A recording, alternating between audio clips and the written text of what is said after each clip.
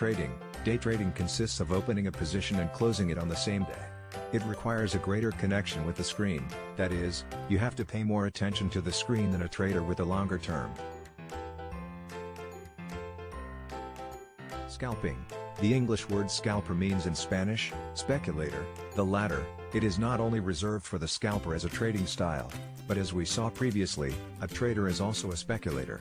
But, the characteristic of this type of traders is that they operate in very short terms, minutes or seconds, and require a very great dependence on the monitor to analyze their operations, even greater than in the case of day trading.